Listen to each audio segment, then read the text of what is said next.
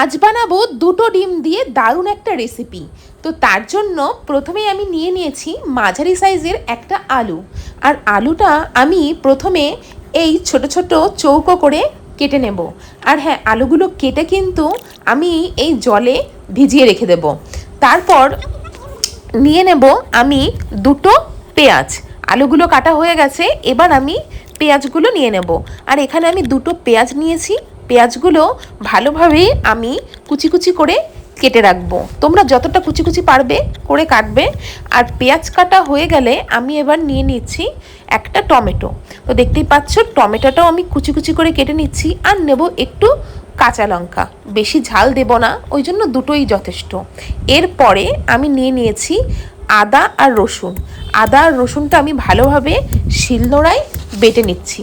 বন্ধুরা, আমি এখানে মিক্সিতে ব্যবহার করিনি, আমি দেখতেই পাচ্ছ এখানে হাতে শিলনোড়া দিয়ে ভালোভাবে মিহি করে বেটে নিয়েছি। এই শিলনোড়াতে বাটা মশলার স্বাদটাই একটু অন্যরকম। তো দেখতেই পাচ্ছ আমার সব রেডি। এবার আমি গ্যাসটা ধরিয়ে দিয়ে কড়াইটা দিয়ে দিলাম। আর এবার আমি এই ডিম দুটো ভালোভাবে ফেটিয়ে নিচ্ছি। দেখতেই পাচ্ছ দুটো ডিম নিয়েছি।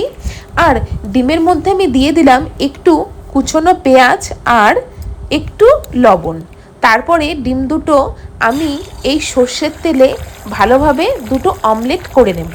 দেখতেই পাচ্ছ ছোট ছোট দুটো অমলেট আমি করে নিচ্ছি। প্রথম অমলেটটা তুলে নিলাম, তারপরে আমি 2 নম্বর অমলেটটাও করে নিচ্ছি।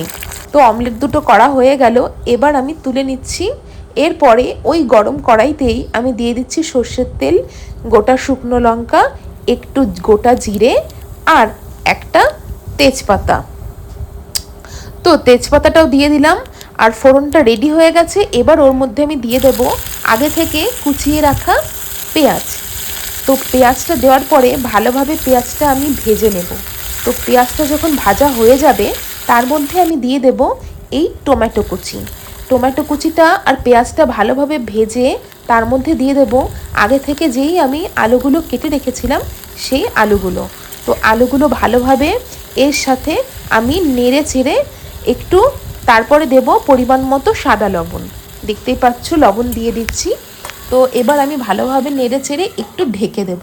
কিছুক্ষণ পরে ঢাকনা তুলে আমি দিয়ে দেব আদা রসুন বাটা, যেটা আমি বেটে রেখেছিলাম শিলনোড়াতে। তারপরে দিয়ে দেব এই ছোটো ছোটো করে কেটে রাখা কাঁচা লঙ্কা। তো কাঁচা লঙ্কাগুলো দিয়ে ভালোভাবে একটু নেড়ে চেড়ে নেব।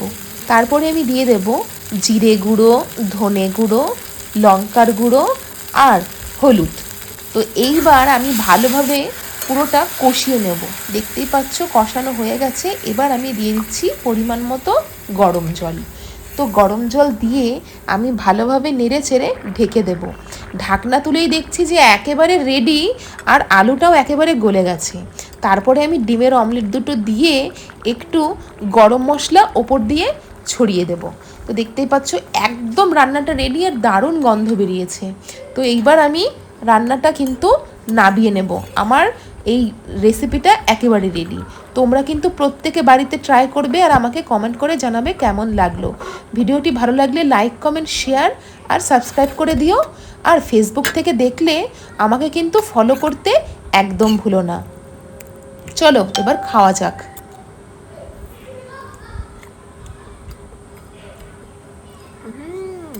ফাটাফাটি।